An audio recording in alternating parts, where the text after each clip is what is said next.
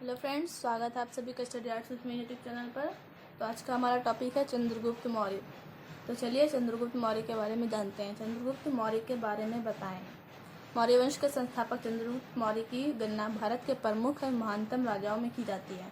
सैनिक उपलब्धियों के अतिरिक्त उसकी महानता इस तथ्य में निहित है कि वह भारत का एक ऐसा प्रथम सम्राट था जिसने भारत में राजनीतिक एकता का सूत्रपात किया। अब हम उनके प्रारंभिक जीवन के बारे में जानेंगे।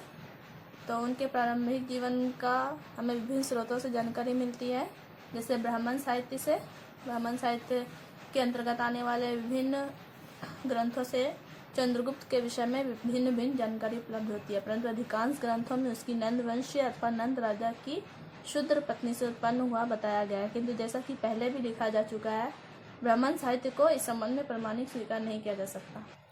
इसी तरह हम बौद्ध साहित्य में देखेंगे कि उसमें क्या लिखा हुआ है।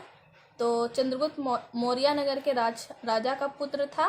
इस ग्रंथ के अनुसार चंद्रगुप्त जिस समय अपनी माता के गर्भ में था, तब मौर्य नगर पर एक शक्तिशाली राजा ने आक्रमण कर मौर्य राजा को मार डाला था। चंद्र नामक एक वृषभ ने उसकी रक्षा की थी, जिससे उस बच्चे का नाम चंद्रगुप्त पड़ा। उसी तरह जैन साहित्य में मयूर पोषकों के सरदार का पुत्र था। चाणक्य चंद्रगुप्त से अत्यधिक प्रभावित हुआ व उसे अपने साथ ले गया। फिर हम यूनानी वृत्तांत में देखेंगे। तो यूनानी वृत्तांतों में चंद्रगुप्त के प्रारंभिक जीवन का उल्लेख नहीं मिलता। केवल जस्टिन ने लिखा है कि चंद्रगुप्त का जन्म साधारण स्थिति में हुआ था। उसके बाद हम चंद्रगुप्त की सिंहासनारोहण की तिथि को देखेंगे।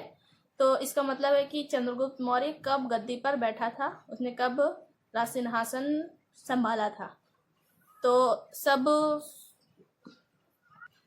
मतभेदों को छोड़ दें तो ये सबसे प्रमाणिक जो तिथि है वो 322 ईस्वी पूर्व की है।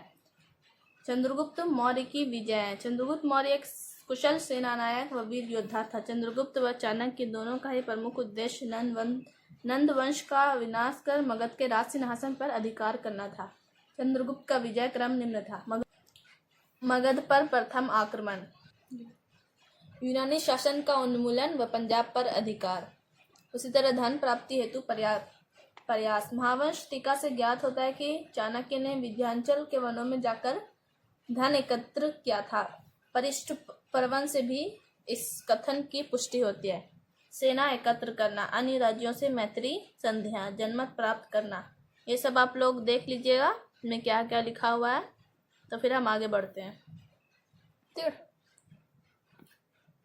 मगध पर पुनः आक्रमण। इसमें देखेंगे तो पंजाब पर विजय प्राप्त करने व अपनी सेना को सुसंगठित करने के पश्चात चंद्रगुप्त ने सीमांत प्रदेशों से अपना विजय अभियान प्रारंभ किया। जैसे जैसे वह इन प्रदेशों पर विजय प्राप्त करता था, वैसे वैसे वहाँ अपनी सेनाएं भी नियुक्त करता जाता था। इस प्रकार सही रण पद्धति को अपनाकर उसने मगध पर आक्रमण किया। मुद्राक्षस के अनुसार इस युद्ध में चंद्रगुप्त की सहायता प्रवर्तक नामक राजा ने की थी। फिर हम देखेंगे सेल्यूकस से युद्ध। नंदवंश के उन्मूलन व स्वयं के मगध के सम्राट के रूप में सिंहासनारोहण के पश्चात चंद्रगुप्त एक विशाल साम्राज्य का शासक बन गया। विशाल नंद साम्राज्य के अतिरिक्त भारत के जिन प्रदेशों पर सिकंदर ने विजय प्राप्त की थी, वे भी चाणक्य की कूटनीति व चंद्रगुप्त की सैनिक क्षमता के कारण उसके साम्राज्य के अंग बन गए थे। इस प्रकार उसका साम्राज्य हिमालय से दक्षिणापथ तथा बंगाल की खाड़ी से यमुना नदी तक विस्तृत हो गया था।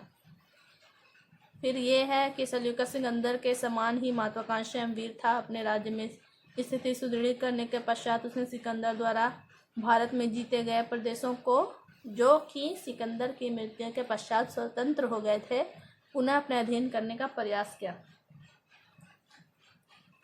इस सफलता से प्रोत्साहित होकर सेल्यूकस ने तत्पश्चात भारत पर आक्रमण किया, किंतु भारत की अब राजनीतिक स्थिति न थी जो कि सिकंदर के आक्रमण के समय थी।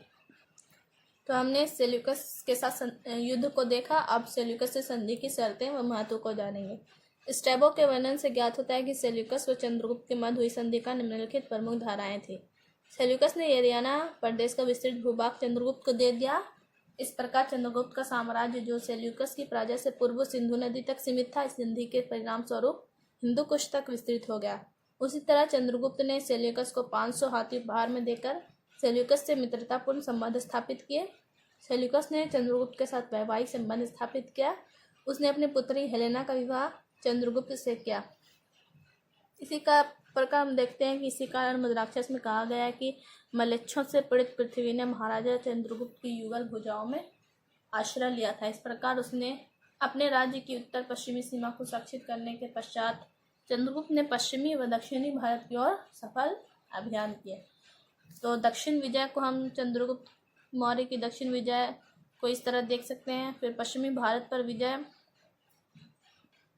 अब हम चंद्रगुप्त मौर्य का राज्य विस्तार को जानेंगे। अपनी विजयों के परिणाम स्वरूप चंद्रगुप्त मौर्य ने अपने साम्राज्य की सीमाओं का दूरस्थ प्रदेशों तक विस्तार किया। उसका साम्राज्य उत्तर हिमालय से दक्षिण में मैसूर तक व पश्चिम में हिंदुकुश से पूर्व बंगाल तक विस्तृत था। आप लोग इसको देख लीजिए।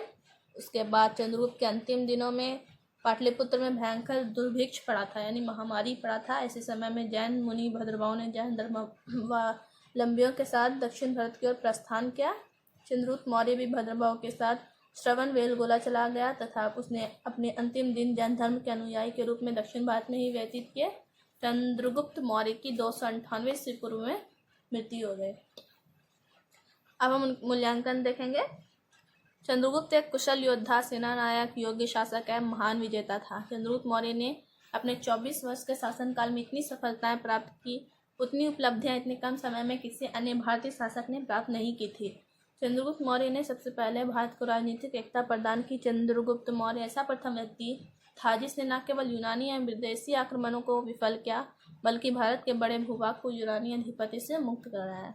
चंद्रगुप्त मौर्य ने सबसे पहले अत्यंत कुशल प्रशासनिक व्यवस्था को कायमबीत किया। चंद्रगुप्त मौर्य की प्रशासनिक व्यवस्था काफ़ी अच्छी थी। इसकी पुष्टि इस तथ्य से होती है कि भारत में अंग्रेजों ने भी लगभग उसी प्रकार की व्यवस्था को अपनाया था, जबकि दोनों के समय में लगभग 2000 समय का अंतर था। इस प्रकार हम कह सकते हैं कि चंद्रगुप्त मौर्य योग्य शासक एवं महान विजेता था। ओके फ्रेंड्स, आज का हमारा टॉपिक यहीं पर ख़त्म होता है। मिलते हैं नेक्स्ट वीडियो में। Thank you.